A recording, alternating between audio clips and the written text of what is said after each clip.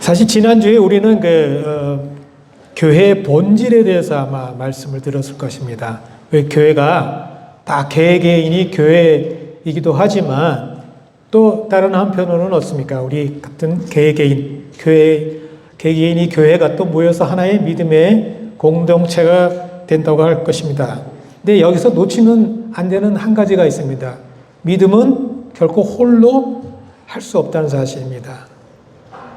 여러분, 아무리 믿음이 좋다고 해도 그 믿음을 실현하고 그 믿음을 함께 나눌 사람이 없다고 한다면 그 믿음의 여정은 어떨까요? 물론 어떤 보이지 않는 교회라 그래서 신학적으로 어떤 신학자들은 그렇게 얘기를 하죠. 곳곳에 예수님을 주로 고백하는 사람들, 바로 그 사람들이 다 교회다. 이렇게 말도 하지만, 그러나 믿음은 같이 함께 성장해 나가는 거라고 생각이 됩니다. 그래서 믿음의 생활 가운데서 우리가 가장 생각해 보고 싶은 것은요, 예수님께서 내가 세상을 이기었노라고 선포하셨던 그 주님의 그 승리의 소식을 여러분들은 분명히 믿지요. 자, 그런데 여러분, 현실은 어떻습니까? 여러분 정말 세상을 이기셨습니까? 자신 있게 답도 못하고 웃기만 하시네요.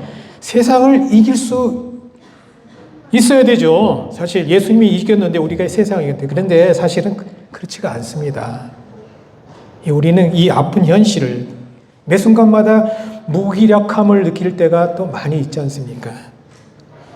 근데 우리는 사실 이기기보다는요, 지지 않기 위해서 힘을 쓰는 그런 믿음의 삶이죠. 어떻게든지 이 모든 유혹과 또 고난과 아픔과 이 모든 것을 이기고 싶어서 한번 견뎌내기 위해서 사실 싸우는 영적인 또 전쟁에서도 그렇지 않습니까? 세상의 유혹은 얼마나 강합니까? 시시각각으로 여러분들을 유혹하는 것들이 얼마나 많이 있습니까? 근데 그 속에서 우리가 혼자 힘으로 할 수 없는 겁니다. 그럼 바로 우리가 같은 믿음의 공동체가 있다는 사실이 얼마나 중요한지 모릅니다. 나를 위해서 기도해 주는 사람이 있다는 그 사실 하나가 얼마나 중요한지 아십니까?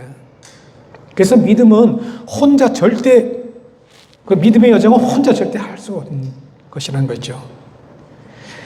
그래서 믿음은 고독한 경주가 아닙니다. 사실 경주는 어떻게든지 끝까지 이기려고 하는 것이지만, 그러나 믿음의 행진은요, 서로 함께 보폭을 맞추는 것입니다. 뒤처진 사람이 있을 때 그 뒤처진 사람의 속도에 같이 맞춰주는 것이 바로 믿음의 행진이라는 것이죠. 그래서 그런 말이 있죠. 혼자 가면 빨리 가지만 함께 가면 멀리 갈 수 있다. 신앙의 완주를 위해서는 우리가 서로 보폭을 맞추어 함께 믿음의 행진을 해야 한다는 것이죠.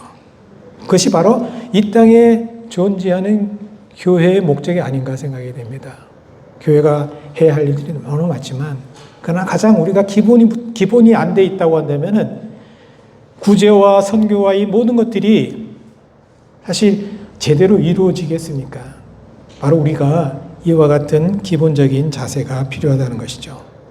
그래서 오늘 바울은 우리에게 분명하고도 따뜻한 진리를 하나 전해주는 건데요. 그것은 바로 우리가 서로 짐을 나누어지는 순간 주님의 법이 우리 삶에서 완성된다는 사실입니다. 이 말씀은 그저 우리 보고 착한 이웃이 됩시다라고 하는 도덕적인 그런 가르침이 아닙니다. 여러분, 정말 죽고 싶을 만큼 힘든 무게 한번 눌려보신 적이 있습니까? 그때 여러분들의 반응은 어떤 것인지요? 너무나 거대한 고통이 닥쳐오면요, 사람은 희망을 품는 법도, 또 심지어 숨쉬는 법조차도 잊어버릴 때가 있습니다. 앞이 보이지 않는 캄캄한 속에서 어찌할 바를 모르는 것이 바로 우리 인간의 모습이죠. 그런데 그때 그런 지체가 우리 옆에 있을 때 우리가 해줄 수 있는 것이 무엇일까요? 해줄 수 있는 그런 것이 무엇인가? 그것은 바로 옆에서 같이 있어주는 것이죠. 옆에서 그 사람의 숨을 같이 참아내야 됩니다. 그 사람이 가지고 있는 그 울음에 같이 동참해 줘야 하는 것이죠. 그래서 우리는 하나님이 늘 저기 멀리 있는 것처럼 생각을 해왔는데요. 하나님 나라는 진짜 멀리 있는 것이 아닙니다. 우리가 서로 아픈 이웃의 호흡을 같이 나눈 순간, 바로 그 순간이 바로 하나님의 나라가 우리 가운데 같이 임한다는 것이죠. 여러분, 이번 한 주간 정말 누군가 힘겨운 소리가 들릴지 모르겠습니다. 만약 그렇게 들렸을 때 어떤 정답을 말하려고 애쓰지 마십시오. 그 대상이 여러분의 배우자이든지 여러분의 형제 자매이든지 아니면 이웃이든지 아니면 또 자녀이든지 상관하지 마시고 그저 그 사람 곁에서 조용히 함께 있어 주세요. 그 떨림을 함께 견뎌내고 같이 웃어주고 같이 울어주십시오. 그때 하나님 나라가 분명히 그 가운데 임할 줄로 믿습니다. 아까 그 그림에도 좀 보셨지만 제가 지휘자로서 합창단을 인도하면서 여러 합창단을 하면서 한 가지 깨달은 것이 있는데요. 아름다운 합창을 만드는 것은요, 발성이나 이런 것들이 아닙니다. 조화라고 할 수 있습니다. 왜냐하면요, 어느 한 파트가 정말 혹은 어떤 개인의 목소리가 그냥 튀어나오면요, 그 합창은 조화가 깨져서 결국은 아름다운 화음을 들을 수가 없습니다. 한 성가 경연대회에서 한 팀이 나와서 앞에서 찬양을 하는데요. 소프라노 파트가요, 음정이 탁 떨어졌습니다. 너무 긴장한 나머지 플랫이 됐죠. 근데 다른 파트들은요, 그냥 자기 음정으로 그냥 노래를 불렀습니다. 그래서 마지막 끝날 때 어땠을까요? 불협화음도 그런 불협화음이 없었습니다. 만약에 다른 세 파트가 소프라노가 음정이 떨어졌으면 같이 그 음정에 맞춰서 같이 노래를 불러주면 그 조화를 이루었으면 그 화음이 아무리 기준에 좀 떨어졌을지라도 그 화음은 너무나 아름다운 천상의 화음이 되었을 텐데 바로 그러한 조화를 이루는 마음들이 부족했기 때문에 그와 같은 현상이 났죠. 그래서 하나님이 우리를 부르신 목적은 바로 그렇습니다. 나 혼자만이 구원받고 편안해지는 영적 이기심이 아니라는 것이죠. 주님은 우리가 서로의 어깨를 맞대고 믿음의 화음을 만들어 내기를 원하신다는 것이죠.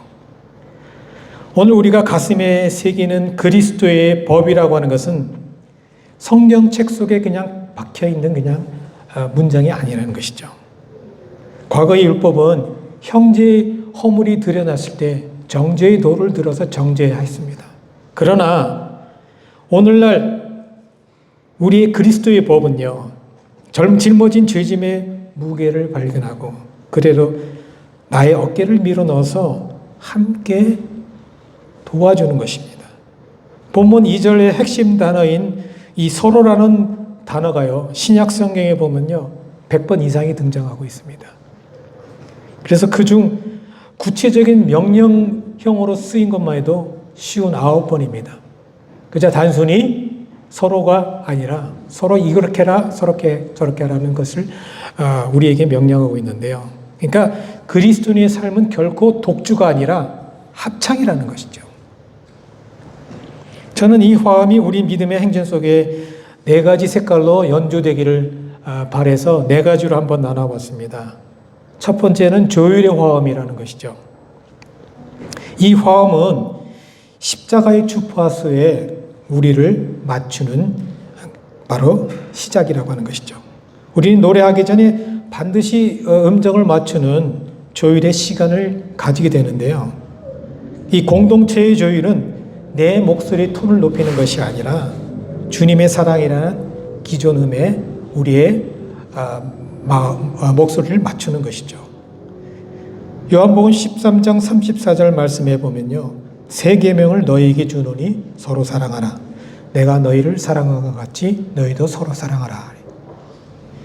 그리스도인의 법은 막연한 도덕적 의무가 아닌 것입니다. 그것은 우리 주님이 우리를 위해서 생명을 내어주신 십자가 사랑의 주파서라고 하는 것이죠. 우리가 그 거룩한 사랑의 마음을 맞출 때 비로소 오늘 우리의 공동체는 세상이 흉내낼 수 없는 아주 운명한 믿음의 화음을 울려 퍼지게 만들 것입니다. 두 번째로 볼 수 있는 화음은 배려의 화음입니다. 이 화음은 먼저 다가가 자리를 내어주는 아름다운 모습입니다. 참된 화음은 내 목소리를 크게 내기보다 상대의 소리를 경청하는 것에서 시작이 된다고 하는 것이죠. 내가 주인공이 되려 하기보다 상대가 주인공이 될 수 있도록 높여주는 것. 그것이 바로 나의 자리는 아니라 당신이 먼저라고 하는 것이죠. 그래서 로마서 12장 10절 말씀에는 형제를 사랑하여 서로 우애하고 존경하기를 서로 먼저 하라 그랬습니다. 화음의 풍성함은요, 상대를 향한 존중에서 먼저 시작됩니다. 타인의 존재가 지닌 귀함을 우리가 높이 보아야 된다는 것이죠.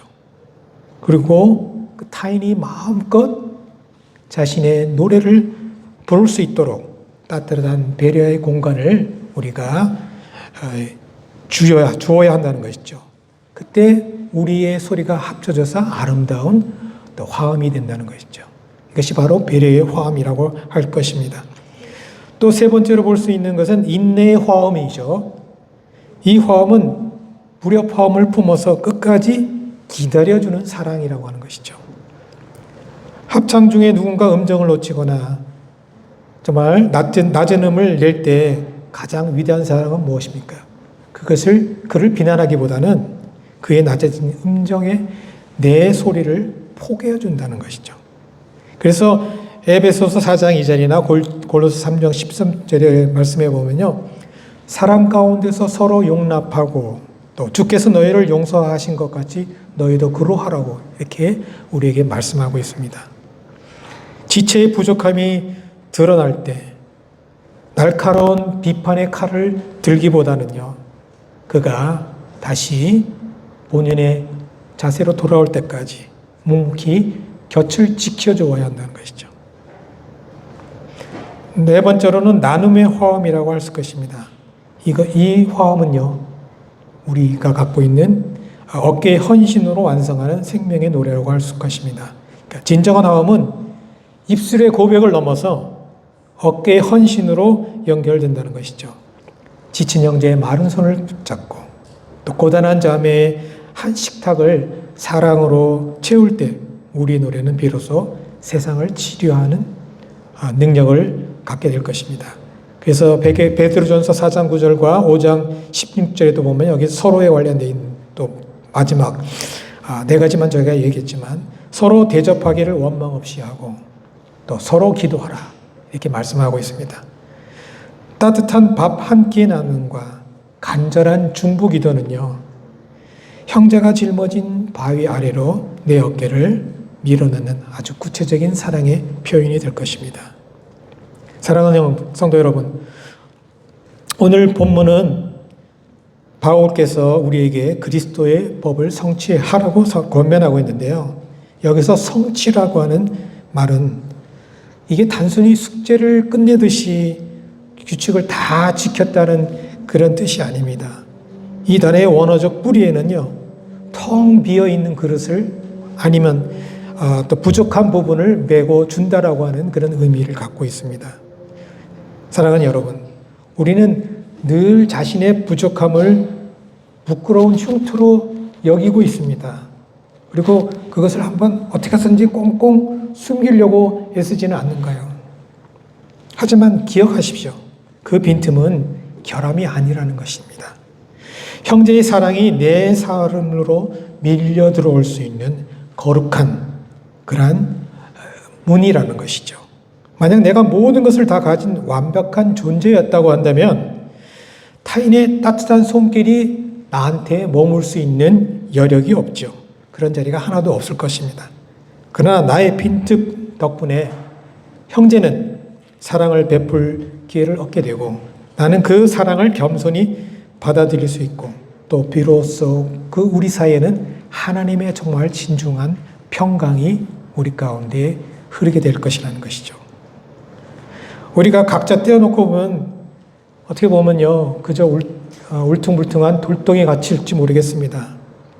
그러나 서로의 빈 곳을 채워주는 그 그리스도의 법으로 성취되는 그러한 삶으로 들어간다고 한다면요 마치 이것이 벽돌 사이의 틈을 시멘트로 이렇게 채워서 굳게 만드는 것처럼 우리 사이의 빈틈 또한 완전히 메꿔지면서 아름다운 사랑의 하모니가 이루어지리라고 믿습니다. 그래서 그것이 바로 하나님이 기쁘시게 하는 거룩한 성전의 모습이라는 것이죠. 세상은 늘 우리에게 빈틈없는 완벽을 요구합니다. 그러나 교회는요, 세상에 안에 서서 서로의 부족함을 메워주는 채움을 증명하는 곳이라는 것을 우리는 꼭 기억하면서 믿음 생활하게 될 것입니다. 마음이 텅 빈 이웃에게 기도를 채워주고 슬픔으로 가득 찬 지체에게 위로의 숨결을 불어 넣어줄 수 있는 곳, 그것이 바로 교회인 것이고 바로 믿음의 공동체라고 하는 것이죠. 그러니 성도 여러분, 이제 여러분의 부족함을 결코 부끄러워하지 마십시오. 그 빈틈은 여러분 주위의 형제와 여러분 지체의 손길이 닿아야 할 축복의 자리인 것입니다. 나의 작은 수고로 누군가 텅 빈 가슴을 채우고 지체의 기도로 나의 빈손을 채우는 이 거룩한 맞물림을 통해 우리 라이프 처치 교회가 이 땅 위에 찬란한 하나님의 나라를 건설해 나갈 줄로 믿습니다. 자, 근데 오늘 말씀 속에 보면은 두 가지 짐이 나오고 있습니다. 2절의 짐과 5절의 짐이 있습니다. 사실 여러분 살면서 누구나 한 번쯤은 발을 헛디뎌서 허리를 삐끗하거나 넘어질 때가 있는데요. 그때 우리가 가장 절실한 것이 무엇일까요? 조심하시 그랬어요. 혹은 그냥 내버려두고 그냥 안녕히 가세요 해버렸다고 한다면은 그거는 어떤 모습일까요? 말없이 다가와 무너진 몸을 받쳐주는 그 따뜻한 위로, 그 부축하는 손길, 그것이 얼마나 아름다울까요? 사도 바울은 로마서 13장 8절을 통해서 우리에게 아주 특별한 숙제를 하나를 남기고 있는데요. 말씀은 세상의 모든 의무는 다 갚을 수 있지만 딱 하나 절대로 다 갚을 수 없는 의무가 있습니다. 그것은 바로 사랑의 빚입니다. 우리가 남을 사랑하며 그 짐을 함께 지는 순간 우리는 이미 하나님의 모든 법을 완성하는 것이나 다름없다는 것이죠. 그래서 오늘 두 가지 짐 중에 첫 번째 짐은 2절에 나오는 것은 원어라면 발의 옷 아니면 혹은 바로스인데 이것은 마치 우리가 함께 무거운 바위와 같은 것을 들어야 하는 그런 아주 무거운 짐을 이야기하고 있는데요. 그죠? 혼자 감당할 수 없는 그런 무거운 짐을 이야기합니다. 그래서 이 짐이라고 하는 이 짐은 그냥 우리가 가지고 있는 짐이 아니라 혼자 할 수 없는 그런 무거운 짐을 말씀하고 있고요. 5절에 나오고 있는 포르티온이라고 하는 그 짐의 성격은 남에게 미룰 수 없는 그죠? 하나님이 나에게 맡겨주신 사명의 짐입니다. 사명과 사역의 짐이라고 하는 것이죠. 완전히 다르죠. 그래서 중요한 비밀이 여기 있는데요. 내 등 위에 배낭을 씩씩하고 성실하게 메고 걷는 훈련이 된 사람만이 바로 이웃이 감당해야 할 그 무거운 짐을 그러한 사랑의 근력을 갖게 만든다는 것이죠. 내 몫의 삶을 묵묵히 견뎌내며 타인의 아픔에 달려가는 뒷모습, 이것이 바로 우리가 도달해야 할 성숙의 화엄이라고 할 것입니다. 사랑하는 여러분, 나를 진정으로 사랑하는 사람만이 남도 사랑할 수 있습니다. 나를 사랑하지 못하는데 하물며 어떻게 남을 사랑할 수 있겠습니까? 내가 주님 안에서 소중한 존재임을 먼저 깨달아야 합니다.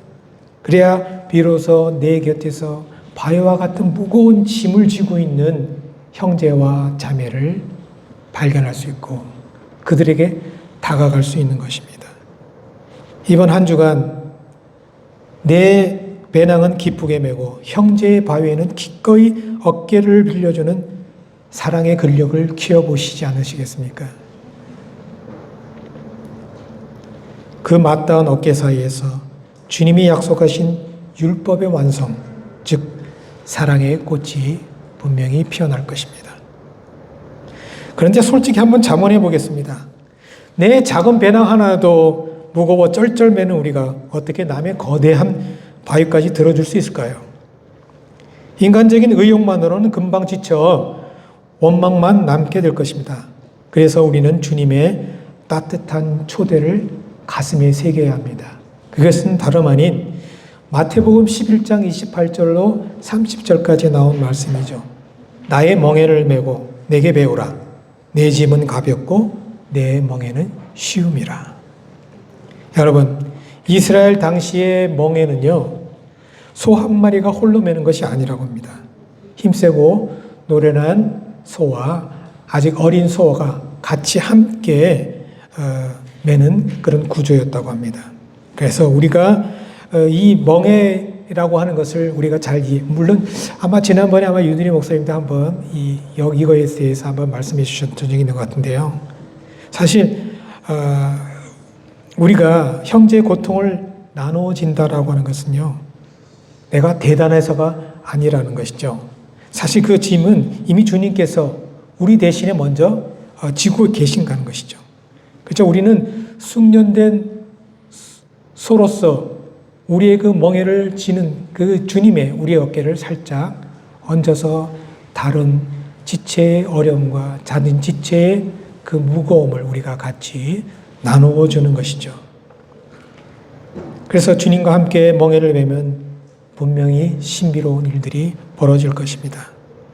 남의 짐을 도와주려 들어갔는데 오히려 내 삶을 짓누르던 배낭이 주님의 능력으로 가벼워지는 경험을 하게 될 것입니다.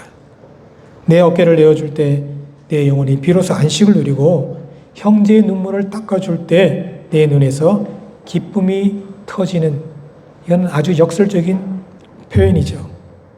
바로 이것이 그리스도의 법을 따르는 우리 모두에게 주어지는 하나님의 하늘의 보상이라는 것이죠. 근데 이 믿음의 화음은요, 교회 담장 안에서만 머물러면 될까요?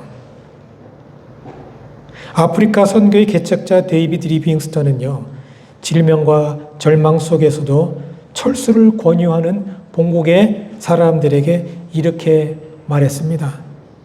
우리가 이곳에 온 것은 형편이 좋아서가 아니라 이들이 혼자 지고 있는 죽음의 짐, 곧 그 바로스를 나누어 지기 위해서입니다. 주님이 가라 하시기 전까지는 결코 이 어깨를 빼지 않겠습니다. 사실 제가 이 말씀을 생각하면서 선교론적으로도 좀 제가 생각을 해봤는데요. 과거에 IMF가 터졌을 때요, 많은 선교사님들이 힘들었습니다. 왜 힘들었을까요? 갑자기 본국에서 선교 후원을 끊어버렸습니다. 그러니까 재정적으로 형편이 어렵다고 해서 짐을 지지 않았습니다. 오늘 말씀에서 주는 원리를 그대로 따르지 않았던 것이죠. 그래서 많은 선교사님들이 어려움 속에서 그래도 하나님은 참 대단하십니다. 그 가운데서도 하나님은 또 피할 길을 주시고 또 사역할 수 있도록 도우셨던 것을 보게 됩니다. 그래서 우리가 생각할 때는요, 이 어렵다고 우리가 어깨를 빼버린다고 한다면은 현장에서 버티는 누군가는 그 무게에 눌려 죽게 된다는 것이죠.